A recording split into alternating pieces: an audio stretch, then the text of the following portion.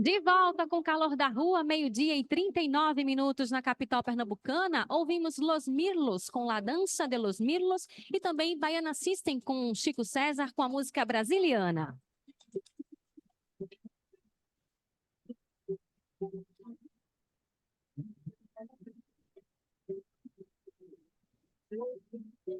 E agora chegou a hora da nossa faixa de entrevista. A gente vai conversar sobre o Boletim Epidemiológico 2024 sobre afogamentos. Esse papo a gente vai bater com David Spillman, ele que é secretário-geral da Sociedade Brasileira de Salvamento Aquático, a Sobrasa. E essa entrevista está sendo transmitida ao vivo no nosso canal do YouTube, no youtube.com/FreiCanecaFM. youtube.com/FreiCanecaFM. Você pode acompanhar por lá esse papo e interagir com a gente por lá também. E também, claro, pelo nosso WhatsApp no 819-9488-6272, 819-9488-6272. Você pode participar com a gente até 1 da tarde aqui no Calor da Rua, pedindo sua música e também interagindo com a gente na nossa faixa de entrevista.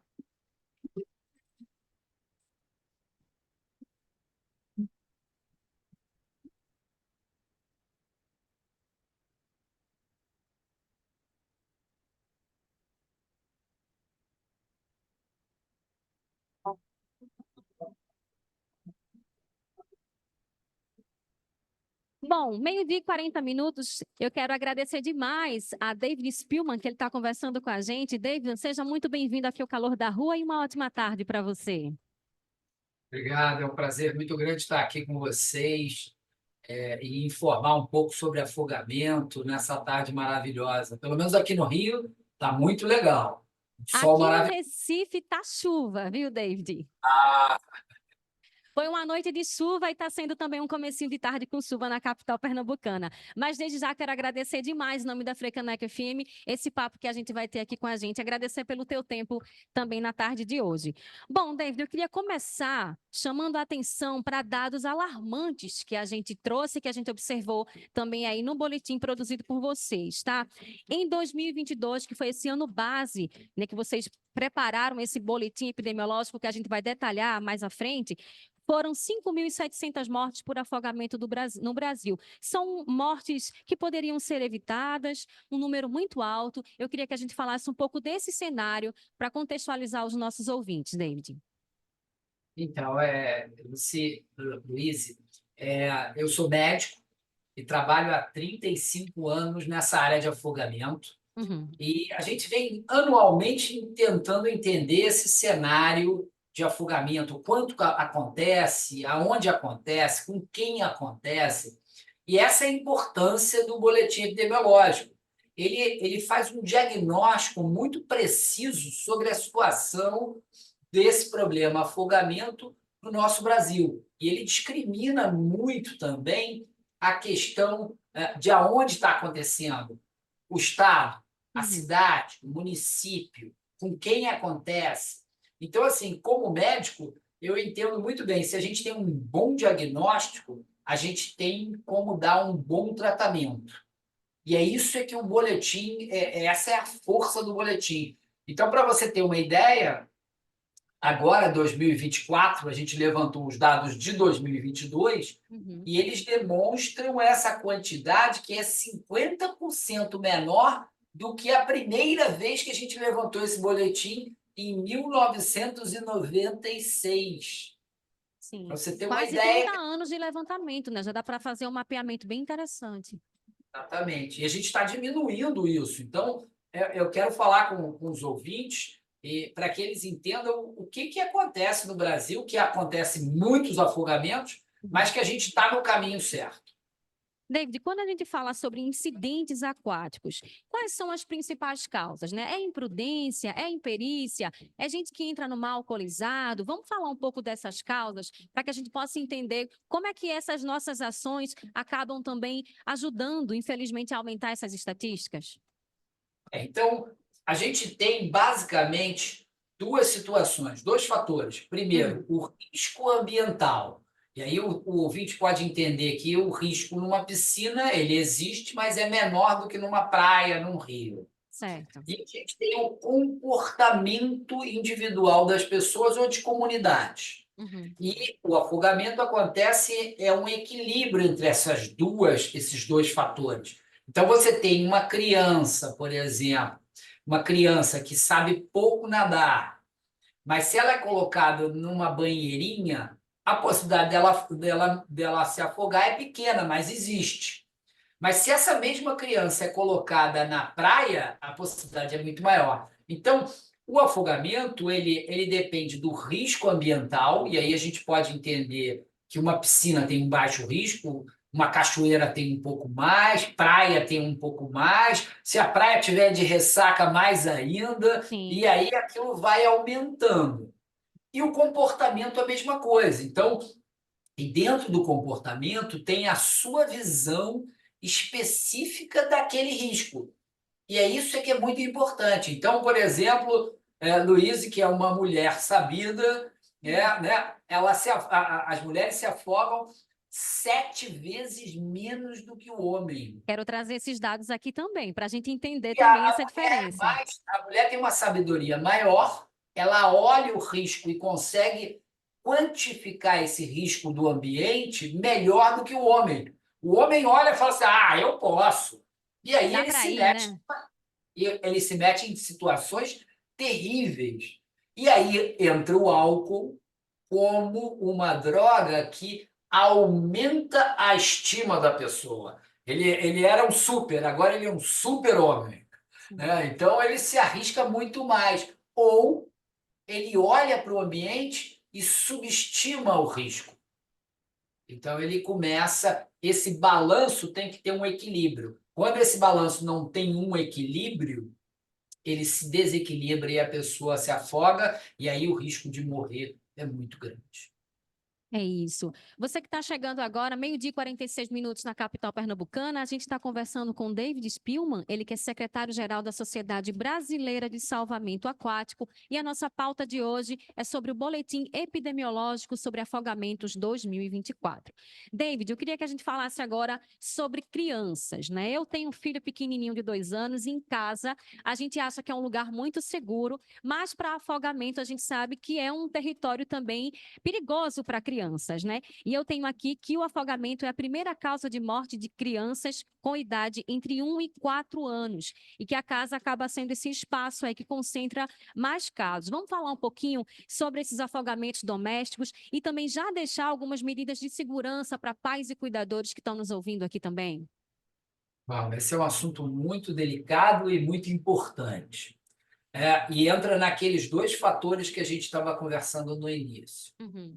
Quando uma mãe, um pai ou uma cuidadora olha para dentro de casa, ela olha um balde com um pouquinho d'água, diz assim: isso não tem problema Risco, nenhum, né? não tem risco nenhum. Ou uma tampa da privada aberta, a porta do banheiro aberta, ou a porta do quintal aberta para um poço, ou um laguinho, ou uma vala, ou uma piscina. A gente entende o ambiente de casa como algo muito seguro. Sim. E isso relaxa aquelas defesas que a gente tem.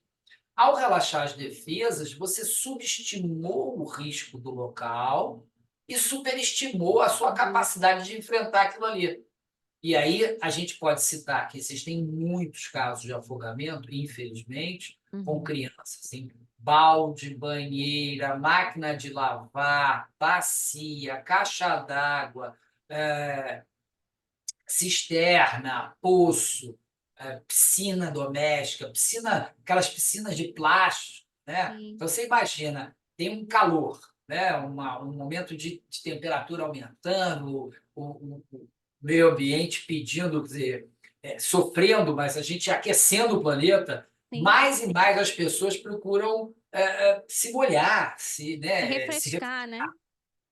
e aí compra uma banheirinha que é uma lâmina de água. E Sim. aí bota a criança lá e vai pegar a toalha, vai pegar atender o telefone para fazer a comida, achando que aquilo ali é super seguro. Uma criança, às vezes, de 1, 2 anos, se ela escorregar, ela não consegue se levantar. Sim. E ela se afoga numa lâmina de água. E num tempo muito Assim, curto também, né, doutor? muito rápido. muito rápido. Do estar muito bem de saúde a se afogou a estar morto, ou seja, estar em parada do coração e da respiração, leva de 2 a 4 minutos. Então, assim, é o tempo de você ir lá dentro para pegar alguma coisa e voltar, a sua criança está Se afogada. deparar com uma cena terrível dessas. Exatamente. E o que fazer, né? Quer dizer, como evitar isso primeiro? Esvaziar qualquer recipiente de água dentro de casa. Sim. Restringir acesso a qualquer ambiente com água, porque às vezes tem o banheiro, você não tem como acabar com a água da privada, mas tem como deixar a porta fechada, tem como deixar a porta da saída para a área de serviço fechada. E isso facilita muito, né? Essa é uma medida muito importante, aliás, a mais importante. Uhum. E estar de olho no seu maior tesouro é a coisa mais importante do mundo. Tá? Não pode É uma... vacilar com criança de jeito nenhum, né? Não pode, porque ela não conhece o risco. Ela Sim, não sabe da sua capacidade de enfrentar esse risco.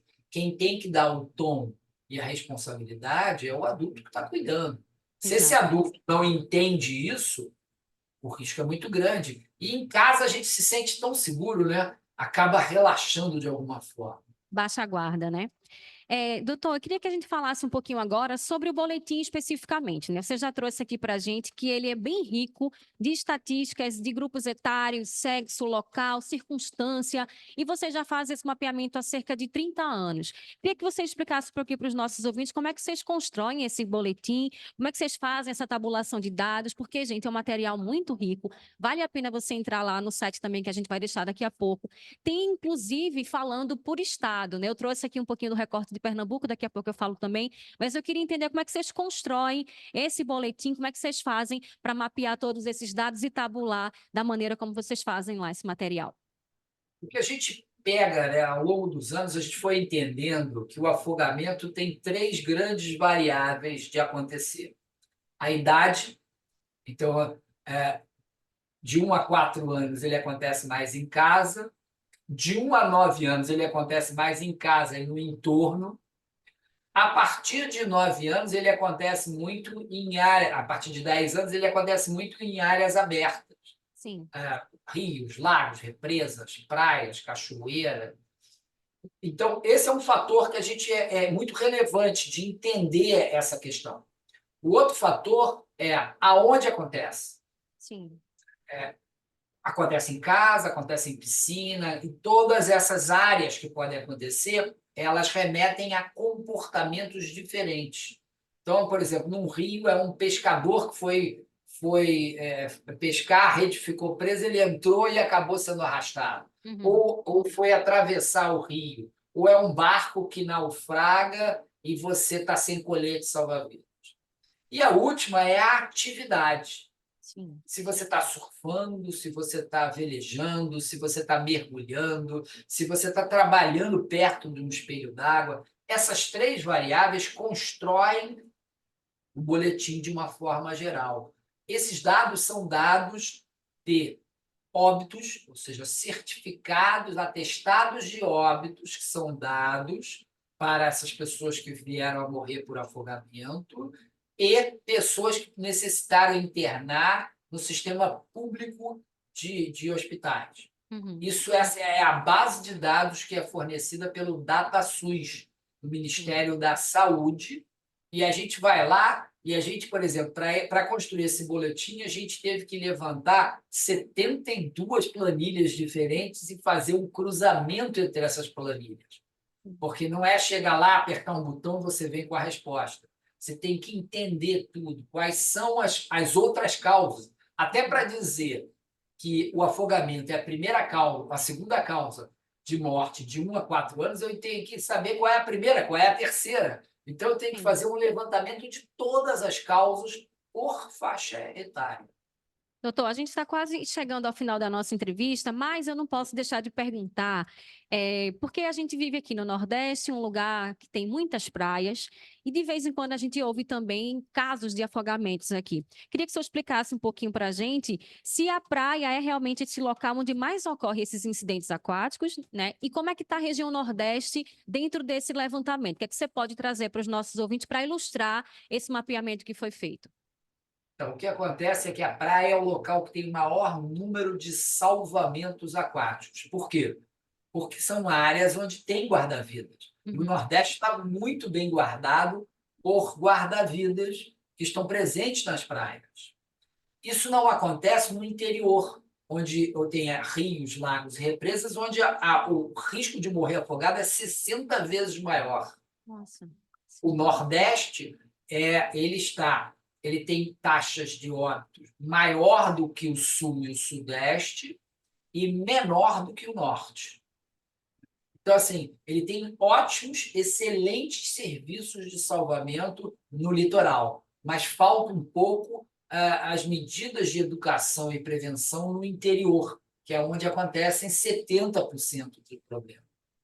Sim, lendo para essa pauta de hoje, eu estava ouvindo, lendo também vocês falarem sobre ensinar segurança aquática para as crianças em idade escolar. Vamos falar um pouco disso, doutor, que isso é tão importante. A gente já deu uma ênfase grande a essa questão do afogamento em crianças por conta desses números que são muito altos, mas esse trabalho de prevenção, de educação é fundamental e, de fato, salva vidas. Olha só, a gente tem vários programas para crianças, tem principalmente três: Piscina Mais Segura, Kim na Escola e Sobrasa Kids. Tá? São programas que eles usam esses gibis, cada gibi desse é um cenário: praia, inundação, piscina, rios, lagos e represas. Então, você entra no site da Sobrasa, é só botar lá www.sobrasa.org e você vai ver todo esse material gratuito. Então, você baixa um gibi e lê com a sua criança. Está feita a educação. A gente também vai à tua escola, à tua piscina, à tua academia de natação e dá uma aula para vocês. É só chamar a gente vai lá. É tudo gratuito. Então, assim, e a gente tem 4.000 voluntários no Brasil inteiro para fazer essas ações com material esse que a gente dá para o voluntário gratuitamente para ele poder fazer essas ações. A gente reexecuta 13 ações todos os dias em algum local do Brasil. Muito Então, assim, importante. a gente está no caminho certo, mas falta muita coisa aí numa jornada grande e a gente precisa da tua ajuda. Pronto, então conta com a gente aqui também na Frecanec FM para divulgar. Sobrasa.org é o site e as redes sociais também, só procurar por Sobrasa que consegue também encontrar o trabalho de vocês, né? Perfeito, perfeito, querida. E só para a gente encerrar, em casos, né, de afogamentos, a gente precisa acionar o SAMU e o Corpo de Bombeiros? Só para a gente amarrar a nossa entrevista. Primeiro, o Corpo de Bombeiros, tá? Porque o SAMU, se estiver fora d'água, pode ser SAMU. Mas se estiver dentro d'água, é Corpo de Bombeiros, porque ele tem que vir uma equipe de guarda-vidas para retirar a pessoa de dentro da água. Tá, joia. A gente bateu um papo com David Spillman, ele que é secretário-geral da Sociedade Brasileira de Salvamento Aquático. Quero agradecer demais pela sua disponibilidade, pelo seu tempo em conversar aqui com os nossos ouvintes, apresentando um pouco de alguns dados do Boletim Epidemiológico 2024 sobre afogamentos. Se você ficou interessado, inclusive, em ser um voluntário, em trabalhar com essa educação mesmo infantil, para a gente minimizar esses riscos todos, você pode entrar no site sobrasa.org e também procurar a Sociedade Brasileira de Salvamento Aquático nas redes sociais, no Instagram, no @Sobrasa também, para acompanhar o trabalho deles. Muito obrigada, David. Boa tarde para você. Obrigado.